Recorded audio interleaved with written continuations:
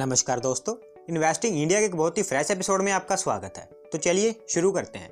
यहाँ पर दोस्तों सबसे पहली अपडेट निकल कर आ रही है इंडियन रेलवेज की तरफ से। दोस्तों मैंने आपको एक दो दिन पहले बताया था कि Indian railways western dedicated freight corridor के न्यूली बिल्ट न्यू रेवाड़ी से न्यू मदार सेक्शन का इनॉग्रेशन प्रधानमंत्री जी मोदी जी के द्वारा 7 जनवरी को किया जाना है। तो ऐसे में कल प्रधानमंत्री मोदी जी के द्वारा वेस्टर्न डेडिकेटेड फ्रेट कॉरिडोर के न्यू सेक्शन का इनॉग्रेशन कर दिया गया है और साथ ही साथ उन्होंने फर्स्ट 1.5 किलोमीटर लंबी double stack long horn container train को भी हरी झंडी दिखाई थी। तो दोस्तों हमें पिछले 5 दिनों के बीच अप्रोक्सीमेटली 657 किलोमीटर के डेडिकेटेड फ्रेट कॉरिडोर का इनॉग्रेशन देखने को मिल चुका है और उम्मीद करते हैं कि अगले आने वाले समय में हमें जल्द ही डेडिकेटेड फ्रेट कॉरिडोर्स के और भी सेक्शन का इनॉग्रेशन होता हुआ देखने को मिलेगा। यहाँ पर दोस्तों अगली अपडेट निकल कर आ रही है केरला स्टेट से, जहाँ पर केरला स्टेट इलेक्ट्रिसिटी बोर्ड के द्वारा केरला में एक सोलर पावर प्लांट को इम्प्लीमेंट करने के लिए टाटा पावर को लेटर ऑफ अवार्ड दे दिया गया है। बेसिकली ये सोलर प्लांट 110 मेगावाट का सोलर प्लांट होगा जो एक साल में approximately 274 million units of energy produce करेगा। इस सोलर प्लांट को कंप्लीट करने की डेडलाइन 18 मंथ्स रखी गई है, जिसके कमेंस होने के बाद Tata power Kerala state electricity board को पावर परचेस एग्रीमेंट के अंतर्गत अगले 25 सालों तक एनर्जी सप्लाई करेगा।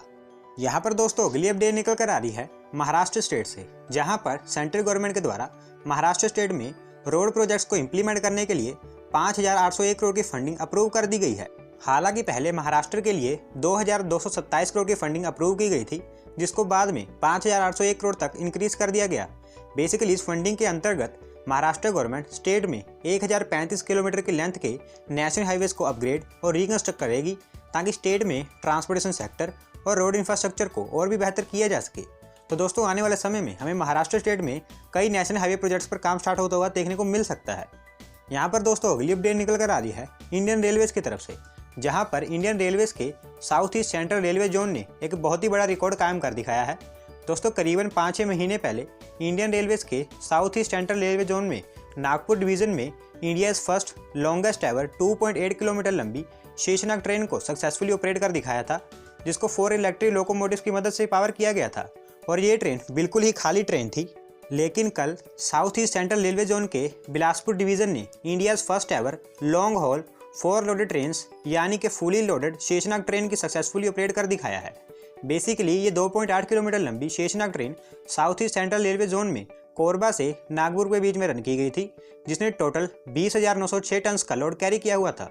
दोस्तों इससे पहले इंडियन रेलवेज ने 15,000 टन से ज़्यादा लोड कैरी की गई एनाकोंडा ट्रेन को सक्सेसफुली रन करके एक रिकॉर्ड कायम किया था और अब इंडियन रेलवेज ने इस सुपर शेषनाग ट्रेन, जिसने 20,906 टन का लोड कैरी किया हुआ था, उसको रन करके एक न्यू रिकॉर्ड कायम कर दिखाया है, जो कि इंडियन रेलवेज की एक बहुत ही बड़ी अचीवमेंट है।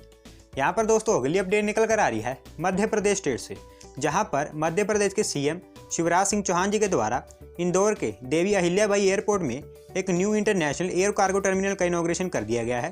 दोस्तों इस कार्गो टर्मिनल का निर्माण 22 एकड़ के एरिया में एयरपोर्ट अथॉरिटी ऑफ इंडिया की सब्सिडी के द्वारा 2.26 करोड़ की लागत से किया गया है। बेसिकली पिछले कुछ समय से इंदौर एयरपोर्ट में कार्गो फ्रेट में काफ़ी ज़्यादा ग्रोथ देखने को मिला है और इंदौर में वर्क है बिजनेसमैन के द्वारा इंदौर एयरपोर्ट में एक न्यू कार्गो टर्मिनल की काफ़ी देर से डिमांड की जा रही थी, जिसके चलते इंदौर एयरपोर्ट पर इस न्यू कार्गो टर्मिनल का कंस्ट्रक्शन कर दिया गया है।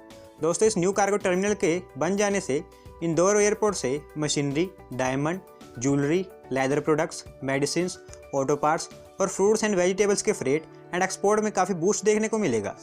यहाँ पर दोस्तों अगली अपडेट निकल कर आ रही है सेंट्रल गवर्नमेंट की तरफ से, जहाँ पर दोस्तों मैंने आपको 1-2 हफ्ते पहले बताया था कि सेंट्रल गवर्नमेंट देश में इंफ्रास्ट्रक्चर प्रोजेक्ट्स को फंड करने के लिए एक डेडिकेटेड फाइनेंस इंस्टीट्यूशन को सेटअप करने का प्लान कर रही है, जिसको मार्च तक सेटअप किया जाना था। लेकिन अब सेंट्रल गवर्नमेंट की तरफ से ये बहुत ही स्ट्रॉन्ग अपडेट निकल कर आ रही है कि अब सेंट्रल गवर्नमेंट जब फरवरी में हर साल बजट अनाउंसमेंट करती है, उसी समय इस डेडिकेटेड फाइनेंस इंस्टीट्यूशन को भी सेटअप करने वाली है।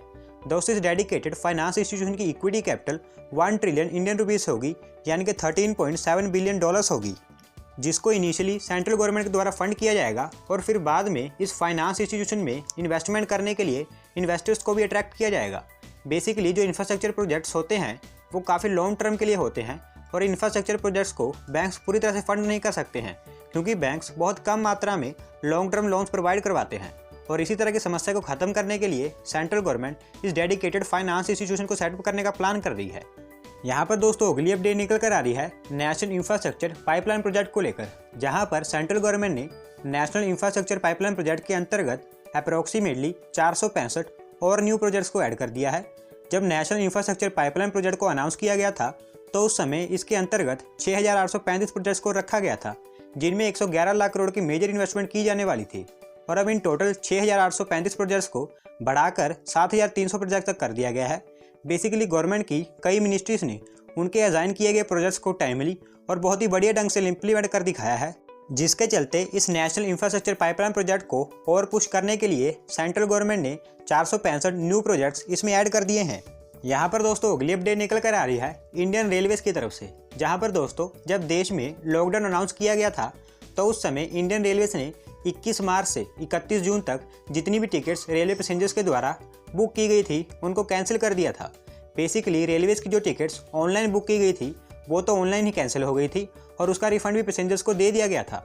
लेकिन रेलवेज की ऑफलाइन बुक टिकट को पैसेंजर्स को रेलवे काउंटर पर आकर कैंसिल करवाना पड़ता है। तो ऐसे में लॉकडाउन के कारण कोई भी पैसेंजर अपनी ऑफलाइन टिकट को कैंसिल नहीं करवा पाए थे, जिसके लिए रेलवेज ने टिकट को कैंसिल करने की डेडलाइन को 3 दिन से 6 महीने बाद लॉकडाउन पूरी तरह से नहीं खुल पाया था। तो ऐसे में अब इंडियन रेलवेज ने उस समय बुक की गई टिकट्स को कैंसिल करवाने की डेडलाइन को 3 मंथ्स तक और एक्सटेंड कर दिया है। तो जो पैसेंजर्स उस समय अपना टिकट कैंसिल नहीं करवा पाए थे वो अब जाकर नेक्स्ट 3 मंथ्स के बीच कभी भी अपना टिकट कैंसिल करवा सकते हैं। तो दोस्तों आज की वीडियो में बस इतना ही। अगर आप अपनी तरफ से कोई अपडेट सबमिट करना चाहते हैं तो डिस्क्रिप्शन में दिए गए लिंक पर क्लिक करके सबमिट कर सकते हैं। और अगर आज की वीडियो पसंद आई हो तो वीडियो को लाइक करें, चैनल को सब्सक्राइब करें। धन्यवाद आपका वीडियो को देखने के लिए।